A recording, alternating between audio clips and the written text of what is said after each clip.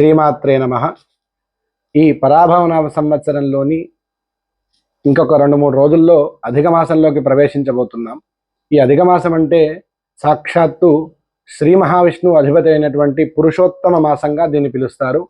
ఈ అధిక మాసం ఎట్లా వస్తుందో సాధారణంగా అందరికీ తెలిసిన విషయమే. కానీ మళ్ళీ ఒక్కసారి గమనిస్తే చాంద్రమాన పద్ధతి, సౌరమాన పద్ధతి ఉండేటువంటి తేడాలో 11 రోజుల కాలం ఉంటుంది.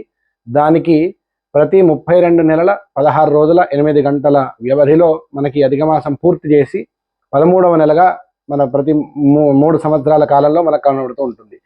ఈ అధిక మాసం యొక్క ప్రత్యేకతలు ముఖ్యంగా 3 గమనిద్దాం. ఒకటి, విష్ణుమూర్తి అంశ అయిన విష్ణుమూర్తి అధిపతి అయినటువంటి ఈ కాలంలో విష్ణు సహస్రనామ పారాయణము, విష్ణుమూర్తి ఆరాధన చాలా శ్రేష్టమైనది, అత్యంత ఉన్నత ఫలితాలు ఇచ్చేటువంటి కాలం. రెండవది, ఏదైనా దానం కానీ, ధర్మం కానీ, సత్కర్మలు కానీ, ధర్మాచరణ యొక్క కార్యక్రమాలు, వైదిక కార్యక్రమాలు ఈ కాలంలో ఈ అధిక మాసంలో విశేష ఫలితాన్ని, అంటే సాధారణంగా ఇచ్చే ఫలితాల కంటే 10 రెట్లు ఎక్కువ ఫలితం ఇస్తాయి.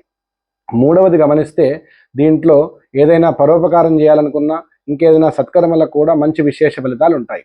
అయితే ఈ అధిక మాసం యొక్క ప్రాముఖ్యత ఎట్లాంటిదంటే, మనకి ఏదైనా ఋతువుల కాలంలో కానీ ఇంకేదైనా డిఫరెన్సెస్ వచ్చినప్పుడు ఈ అధిక మాసం వల్ల ఆ ఋతువు యొక్క సమన్వయం జరిగి, కాలాల యొక్క సమన్వయం జరిగి, ప్రకృతి మొత్తము శాంతించి సస్యశ్యామలంగా చేసేటువంటి అధిక మాసము. అందుకోసమే ఈ ప్రత్యేకంగా ఈ అధిక మాసంలో మనం ఒకటి గమనిస్తే సూర్యుడి సంచారం ఉండదు. అంటే ఏదైతే రవి సంచారం ఉంటుందో, సూర్యుడి సంచార కాలం ఉంటుందో ఈ అధిక మాసంలో మనకు ఎట్లాంటిది కనబడదు. దానివల్ల ఈ నెల శుభకార్యాలకు పనికిరాదు అనేది శాస్త్రం. అంటే ఎట్లాంటి గృహప్రవేశాలు కానీ, వివాహాది శుభకార్యాలు, ముహూర్తాల కాలం ఈ అధిక మాసంలో నిషేధించబడ్డాయి. కారణం ఏంటంటే రవి యొక్క సంక్రమణం ఈ నెలలో జరగదు కాబట్టి, అంటే రవి సంచారం మనకు ఎక్కడా కనబడదు కాబట్టి ఈ మాసంలో శుభకార్యాలు నిషేధం. అది ఈ అధిక మాసం యొక్క విశిష్టత. శ్రీమాత్రే నమః.